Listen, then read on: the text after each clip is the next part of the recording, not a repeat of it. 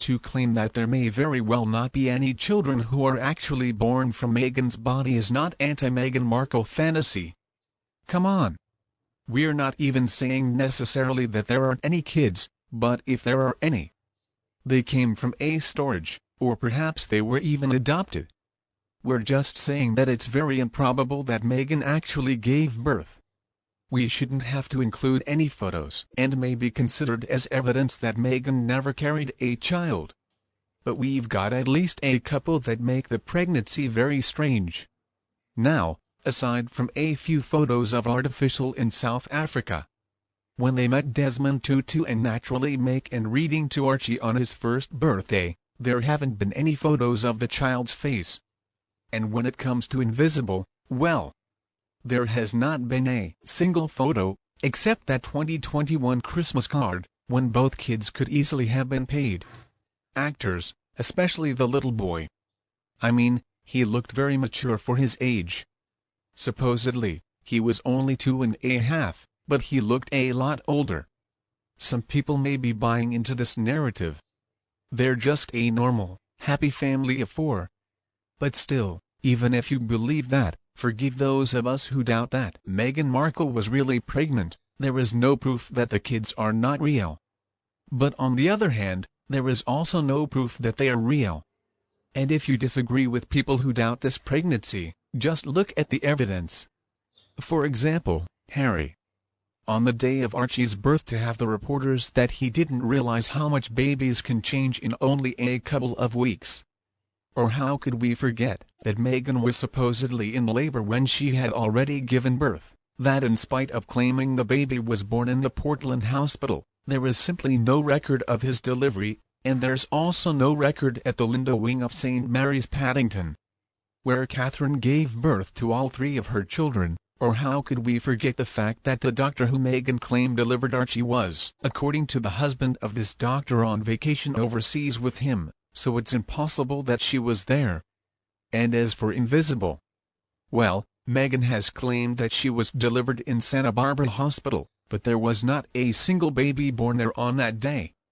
And why is it that when the media started digging, started asking questions, did make its doctor the one who was allegedly in charge of her pregnancy, all of a sudden, decide to close up shop, leaving her poor pregnant patients without a doctor?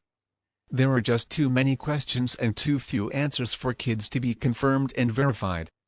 And until there is real hard proof that the children do exist, many people are naturally going to continue to doubt their existence. And other people may concede that there probably are kids, but that Meghan did not give birth to the kids. I hope that answers some of your questions. I mean, you can choose to believe whatever you want to. But still, this is a very strange conundrum that continues to this. See, the thing I can't get over is that actually Meghan Markle and Harry have a very good reason to lie about the situation. See, Meghan needs to hide the fact that they came from surrogates. If she wants the kids to be in the lightest succession, because essentially they're not useful, if they're not, in spite of Harry weighing about being stuck in this toxic family. I'm sure that he would not turn down the crown if, because of some tragedy, he or his children were to exceed. And to me, that's a perfect explanation for why Meghan and Harry don't want to admit surrogacy, if that's what really happened. But at the end of the day, Harry is wasting his time. The people of the UK would rather just give up their monarchy than have Harry or Meghan on the throne, or either kid. There is plenty of reason for doubt. And I don't think the parents are going to be able to provide the necessary DNA to prove it one way or the other. If you ask me, the children should be taken off of the line of succession until the parents can prove they really were born of Meghan's body and that they really have Harry's. And maybe it really is just that the 2 of them are so paranoid, they believe somebody's going to try and kidnap the kids if they're ever seen out and about without a security guy along with them. I don't think that's going to happen, but I guess stranger things had occurred over the years. And we already know Harry hates the media. He hates paparazzi. So it could be that they're hiding their kids for many a year to come. I would guess so. Meghan's already scheming. She's probably already planning for the day when the kids are old enough to get married, and she's going to demand they have their weddings in Westminster Abbey. That could mean it would be the first time anyone has ever seen the kids at all. The question is, when are they going to take away the titles from artificial and invisible? I mean, Harry is very dumb. I wouldn't be surprised if he forgot all about the rules for the line of succession. It's just a bizarre situation. If the two of them really do have 2 kids, why don't they want those kids to be seen at all? I mean, other than a few shots to the back of them, we never get to see a proper family photo. Don't they ever go out? I mean, don't they ever go shopping? Don't they ever go to the grocery store? I mean, don't they ever go to the park? Don't they ever go on a play date with somebody? It's just weird to me that nobody in the general public has ever gotten a shot of these two. And I thought, supposedly artificial went to some type of preschool. Somebody had to have seen them. Somebody would have posted a photo of the children wherever seen, and the two of them take so many trips away from home. And it seems like they never have their kids with them. It's all just so bizarre.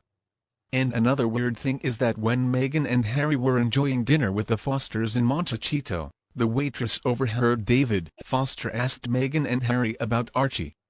And then Harry's reply was, "Don't even go there." Well, if this is true, I mean, how strange is that?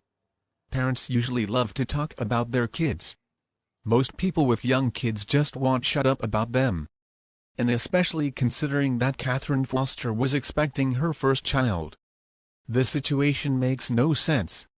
I don't know. The whole situation is just a big mess, if you ask me. But one very strange thing is that in spite of claims that the Queen and Charles met invisible at their respective homes last June, and in spite of Harry's description of said meetings in his book, Spare, the official record of the Queen's meetings and visits in the last months of her life show that her last meeting with Harry was actually in April when he was on his way to The Hague. Sometimes truth really can be stranger than fiction. And the latest report about the kids happened when police were called to the McMansion